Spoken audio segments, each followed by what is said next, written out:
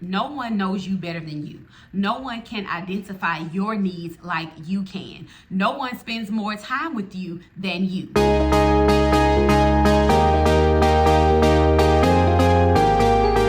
Hey loves, welcome back to my YouTube channel. Today we're going to be talking about how to put yourself first.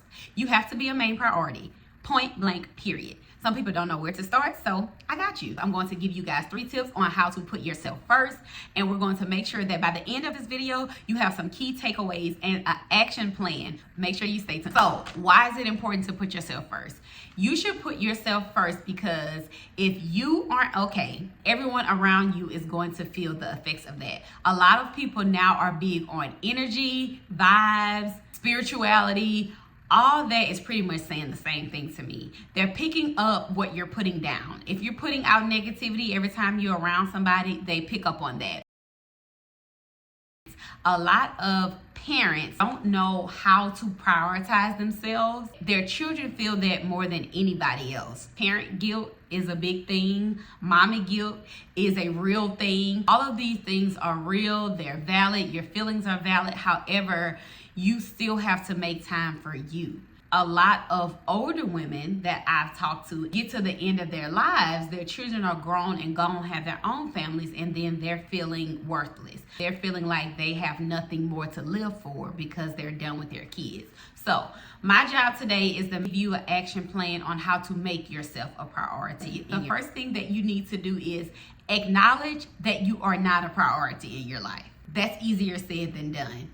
If you are a mother, if you are an employee, if you're an entrepreneur, if you're a follower of Christ, if you're a daughter, a sister, a cousin, a best friend, an ATM for your kids, a chauffeur, a chef, a maid. If you carry any of those titles, which if you are a mom, you probably carry all of those titles, you more than likely are not a priority in your life if you aren't intentional. And it's so easy for us, and I'm saying us because I'm a mom, wife, entrepreneur, employee, all these things.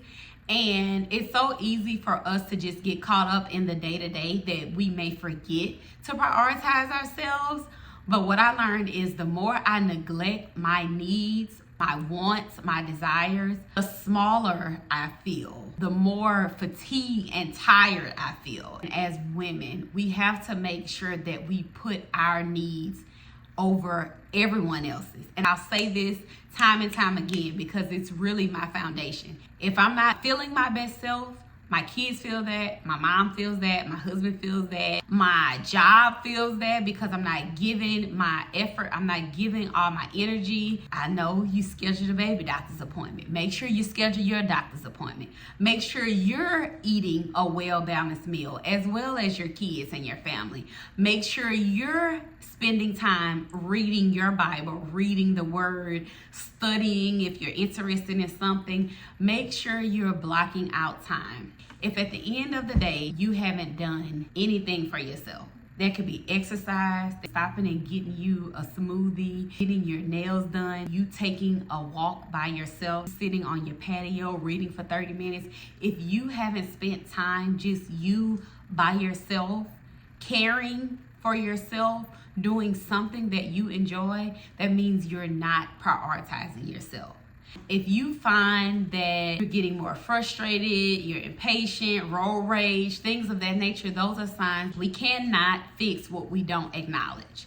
So if you can't acknowledge that you're not a priority, then you won't be able to fix it. Once you are aware that you're not a priority in your life, then you need to identify what desires do you have? What wants do you have? What needs do you have that you have not communicated to those around you? If you have certain friends that you can only talk to one time a week, let them know that. That group text, put it on silent, baby. Because if you're trying to focus on going one route and your friends are going another route and they keep pulling you back, you might need to just step back for a minute. If it's your family, sometimes family can be overbearing.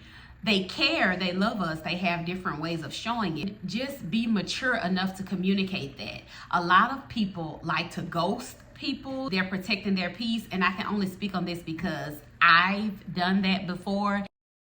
You should be able to communicate what you need, what you don't need, if you want something from somebody, if you don't want something from someone. And if they can't respect that boundary, then you may have to take extra measures. Bringing this around full circle, be able to identify the things that you need from people. If you need more love from them, if you need more affirmation from them, whatever it is, you have to be able to identify what you want. And nobody can help you identify that. You can sign up for therapy sessions, you can get mentorships, you can go to group counseling at your church. You can do all of those things. No one knows you better than you. No one can identify your needs like you can. No one spends more time with you than you. Although we have spouses, friends, parents, God has placed people in our lives to help us grow, develop, mature. We still are the main character of the story. And you have to make sure you act like that. You make sure people treat you like that. But most importantly, don't even worry about people. Make sure you're treating yourself like the main character. If you're acting like a background, what's people in the background? An extra in a movie, then that's what people are going to treat you like. You set the standards, you set the tone for how people treat you by how you treat yourself. People see how you carry yourself. People see how you talk to other people. They see how you engage with your kids and engage in the community. People see those things. So you don't have to be rude about it or disrespectful, but you have to make sure that you are advocating for yourself and that you're able to identify your wants and needs so that, oh man, watch list will be at 7 tonight. Okay. I'm sorry, y'all. I just got an update for my stock class.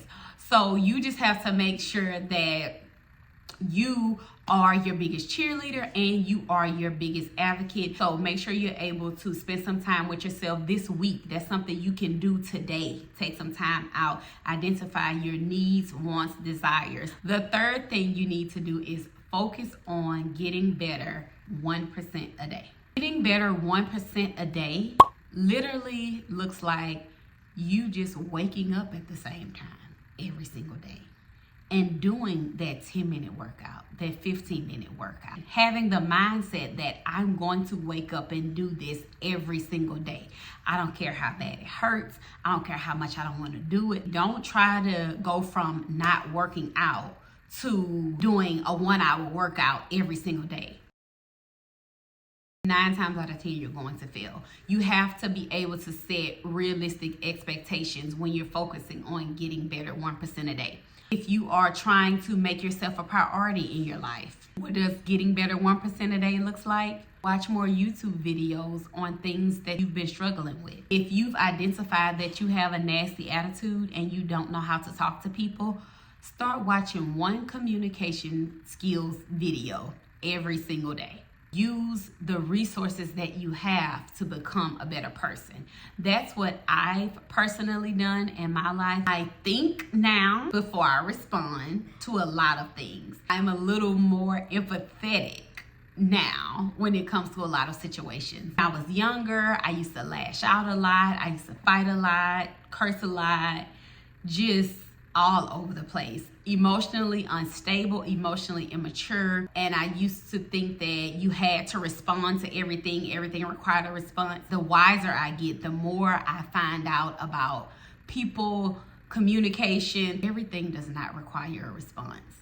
And just with me raising daughters now and looking at them and hearing about my oldest daughter, she's in school, about her situations with students and things at school, I always tell her, it's not what they call you, it's what you respond to. It may sound cliche, but people are going to talk. People are going to be people. That's what we have to realize. The sooner we realize that, the sooner we stop trying to look to other people to make us better and just look to ourselves to make ourselves better, the easier life will be. That's why I instill that in my kids now. I try to instill it early because I didn't have anyone to tell me that. That's why I responded the way I did. That's why I used to act out the way I did, because I didn't know another way. That was the only way I knew. I didn't know you can have an issue with someone, have a conversation with them, and y'all agree to disagree and keep it moving. I thought you had to beef. There had to be some kind of conflict, when that doesn't have to be life. Life is literally what you make it.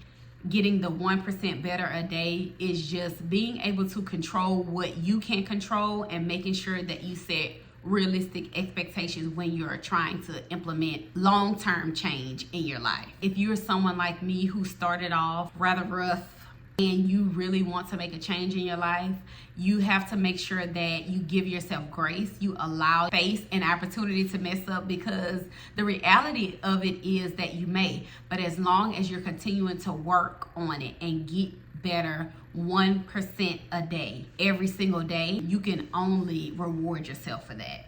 Thank you so much for watching. Be sure that you like, comment, share, and subscribe. And until next Monday, bye.